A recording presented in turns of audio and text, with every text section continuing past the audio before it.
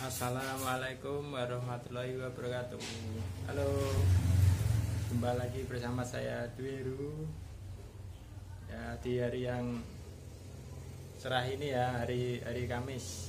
Ya, Kamis besok Jumat ya.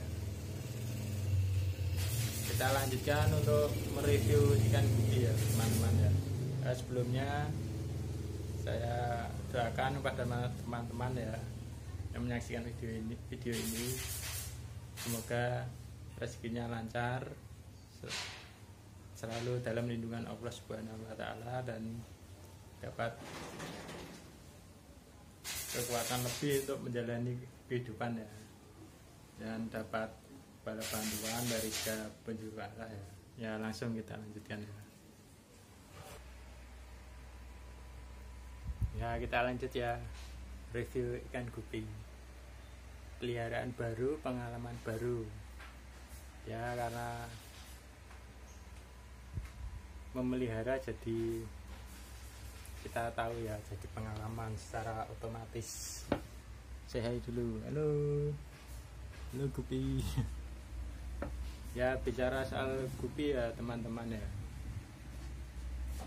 mari kita sebelumnya kita bahas tentang teori pakan hidup gupi.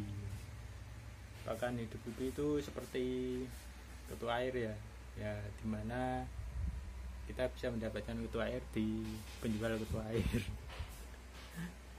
Ya, ini tak lupa ditemenin para gupi yang sudah diberi makan dan diganti sebagian airnya ya, jangan semuanya, nanti udah stres ikannya. Ya, kita tahu habitat gupi 90% airnya 90% berjernih ya, jadi 10% nya keruh ya, bagus dikasih tanaman air dan pakan ya. Itu yang penting saat beranak berayaknya dipisah. Nah, itu sangat penting, selebihnya gampang hidup lah. Dan kembali lagi soal kutu air ya teman-teman ya, ternyata kutu air itu bisa diciptakan dari tidak ada menjadi ada ya, kita mengadakan ya. Ternyata bahan untuk mengadakan kutu air itu cukup kita sediakan. Kalau tidak ada kutu air ya kita sediakan lah ya tempat ya, baskom atau apa. Ini teori ya, belum saya coba ini ya. Nah, tidak lupa ngopi ya.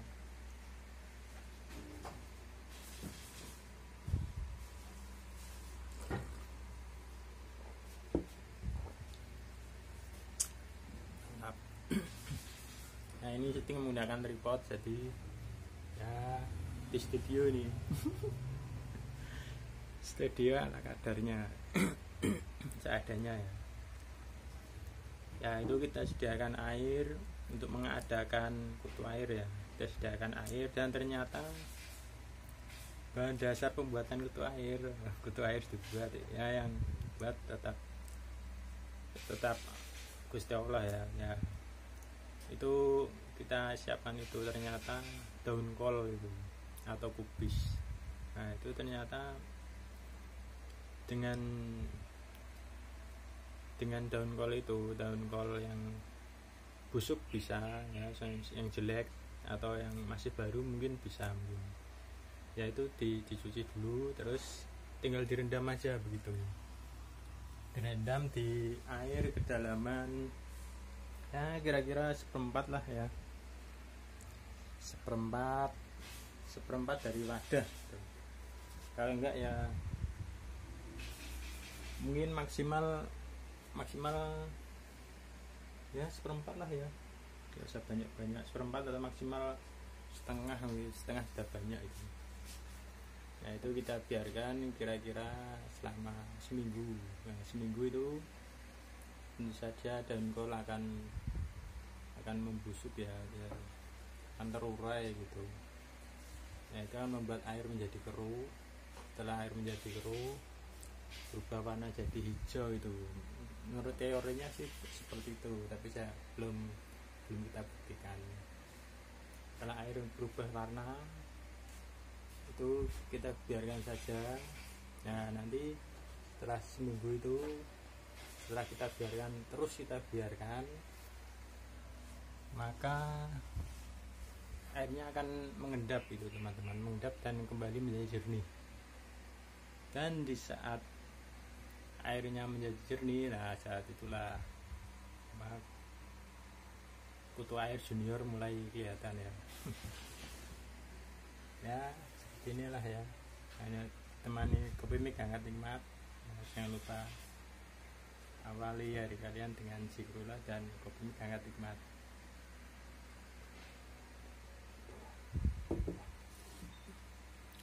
Nah itu proses mengadakan kutu air ya teman-teman, dari tidak ada menjadi ada. Kalau enggak ya beli saja, lebih mudah. Nanti tinggal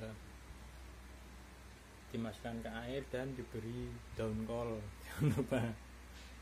Jadi redaman kol itu, mungkin kol itu bahan pakannya mungkin ya kutu air ya, kol yang sudah terurai ya, atau busuk ya. Ya kira-kira begitu. Nah, kita mungkin sedikit bosan melihat saya, kita lanjut lihat indukan gupi tanggung dan burayak ya.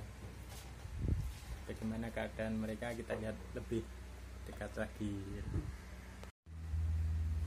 Nah ini ya teman-teman, penampakan dari indukan gupi ya, kalian bisa menyaksikannya ya. Ya ini, wah pada sehat-sehat itu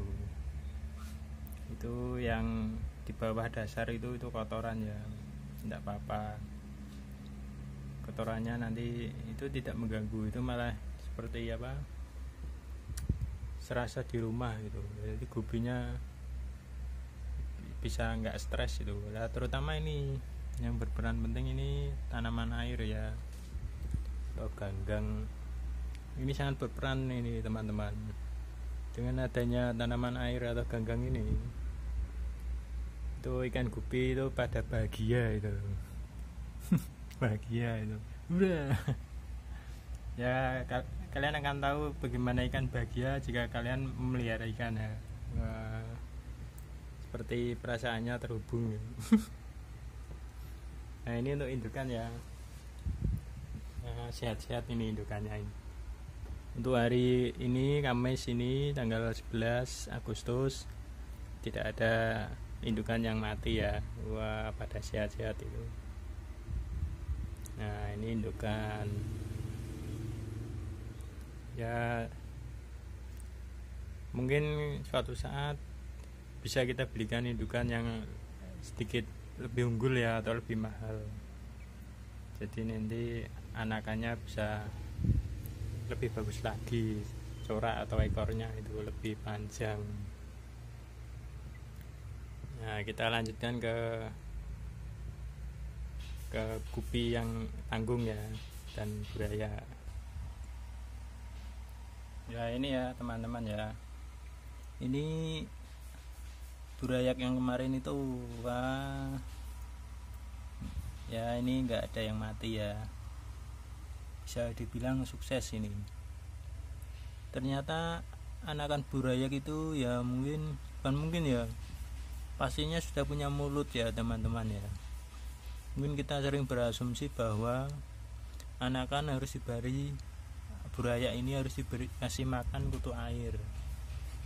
Tapi dalam pengalaman kita kesini, ternyata burayak ini makan pelet juga bisa, walaupun mulutnya kecil. Lihat itu, makan pelet mereka.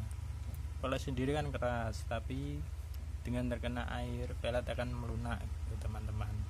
Itu bisa dimakan, tapi jangan lupa airnya tetap diganti ya, sebagian, maksimal 25%